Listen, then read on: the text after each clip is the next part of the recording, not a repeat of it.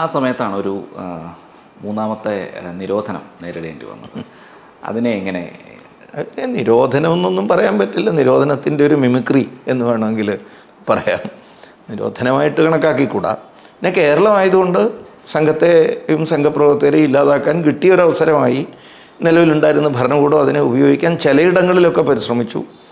ഞാനന്ന് പയ്യന്നൂരിൽ, കണ്ണൂരിൻ്റെ വടക്കൻ ഭാഗത്തെ ആ ജില്ലയുടെ ജില്ലാ പ്രചാരകമായിരുന്നു.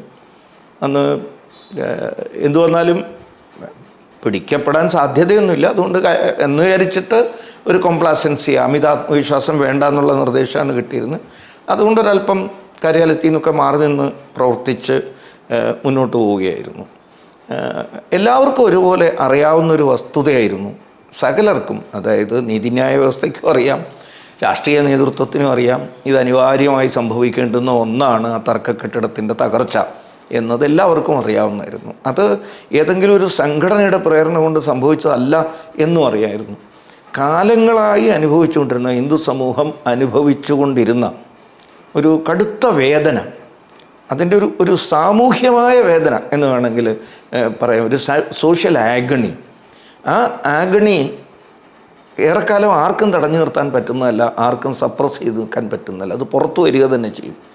അങ്ങനെ ആ സാമൂഹ്യമായ അല്ലെങ്കിൽ കളക്റ്റീവായിട്ടുള്ള ആഗണി, വേദന, അതൊരു വലിയ ശക്തമായ തിരിച്ചടിയായി പുറത്തു വരികയും അതിൻ്റെ ഫലമായി ഒരു കളക്റ്റീവ് ബ്ലിസ്, ഒരു കൂട്ടായിട്ടുള്ള ഒരു ആനന്ദത്തെ ഹിന്ദു സമൂഹം അനുഭവിക്കുകയും ചെയ്തു എന്നത് വസ്തുതയാണ്.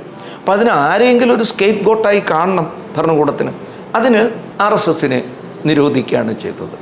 അന്ന് വളരെ പ്രകടമാണ് RSSന് ഓഫ് കോഴ്സ് നാട്ടിലൊരു ദേശീയ ബോധമുണർത്താൻ സംഘം പ്രവർത്തിക്കുന്നുണ്ട് എന്നുള്ളത് വസ്തുതയാണ്. എല്ലാ കാലത്തും ഹിന്ദു സമൂഹം വേദന അനുഭവിച്ച് ഒരു തരത്തിൽ ചവിട്ടി അരയ്ക്കപ്പെട്ട് കഴിയരുത് എന്ന അഭിപ്രായം സംഘത്തിനുണ്ട്.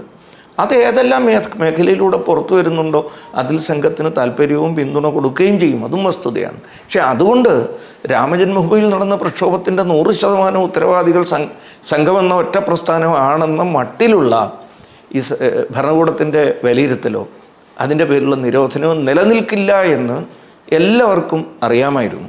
അതുകൊണ്ടാണ് ഞാൻ പതി തമാശയിൽ പറഞ്ഞ അതൊരു നിരോധനമൊന്നും ആയിരുന്നില്ല, ഒരു നിരോധനത്തിൻ്റെ മിമിക്രി ആയിരുന്നു. അതങ്ങനെ സംഘത്തിനെതിരായിട്ടുള്ള ഭരണകൂടങ്ങളുടെ നിലപാടുകൾ ദുർബലമായി വരുന്നതിൻ്റെ ഒരു ചിത്രമാണ്.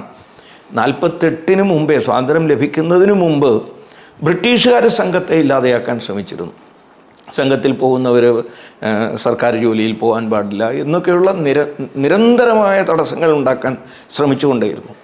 ആ കാലഘട്ടത്തിൽ, സ്വാതന്ത്ര്യം ലഭിക്കാത്ത സ്വാതന്ത്ര്യം ഇല്ലാത്ത കാലഘട്ടത്തിലായിട്ടുകൂടി സംഘത്തിൻ്റെ അന്നത്തെ സർസംഘചാലകനായിരുന്ന, സ്ഥാപകനായിരുന്ന ഡോക്ടർ ഇടുഗവാറിൻ്റെ നേതൃത്വത്തിൽ പല സംസ്ഥാന ഭരണകൂടങ്ങൾ, അന്ന് നിലനിന്നിരുന്ന സ്റ്റേറ്റുകളുടെ ഭരണകൂടങ്ങളിൽ വരെ സ്വാധീനം ചെലുത്തി അവർ തന്നെ പ്രമേയം പാസാക്കി സംഘത്തിന് പ്രവർത്തിക്കാവുന്ന സാഹചര്യത്തിലേക്ക് വന്നു. അന്ന് കുറച്ചുകൂടി കടുപ്പമായിരുന്നു, കാരണം വിദേശികളാണ് നിരോധിച്ചത്. 48-ൽ ഒരു ഇല്ലാ കുറ്റം ചുമത്തി സംഘത്തെ ഇല്ലാതാക്കാൻ വേണ്ടിയിട്ട് ശ്രമിച്ചു. പക്ഷേ അതിനെതിരായിട്ട് അതും വളരെ കഠോരമായിരുന്നു. സ്വയംസേവർക്കെതിരായിട്ടുള്ള പീഡനങ്ങൾ വളരെ തീക്ഷ്ണമായിരുന്നു. കേരളത്തിൽ പോലും വിചാരിച്ചതിനും ഭരണകൂടത്തിൽ ആളുകൾ വിചാരിച്ചതിനേക്കാൾ കൂടുതൽ സ്വയംസേവകരെ സമരത്തിന് സന്നദ്ധരായി മുന്നോട്ട് വരുന്നത് കണ്ടപ്പോൾ, ജയിലുകൾ തികയാതെ വന്നപ്പോൾ സ്വയംസേവരെ പീഡിപ്പിക്കാൻ പുതിയ മാർഗങ്ങൾ അന്നത്തെ കാലത്ത് തിരഞ്ഞെടുത്തിരുന്നു. കൊടും തണുപ്പിൻ്റെ ഘട്ടമായിരുന്നു. ആ സമയത്ത് സമരം ചെയ്യുന്നവരെ പിടികൂടി വയനാടൻ ചുരത്തിൽ കൊണ്ട് ഒറ്റയ്ക്കും തെറ്റയ്ക്കും ഇറക്കി വിട്ടിട്ട് വണ്ടി പോരുക, ആ തണുപ്പിൽ വയനാട്ടിൽ നിന്ന് നടന്ന് തിരിച്ചു പോരുക, ഇങ്ങനെയൊക്കെയുള്ള പീഡനങ്ങൾ നടത്തിയിരുന്നു.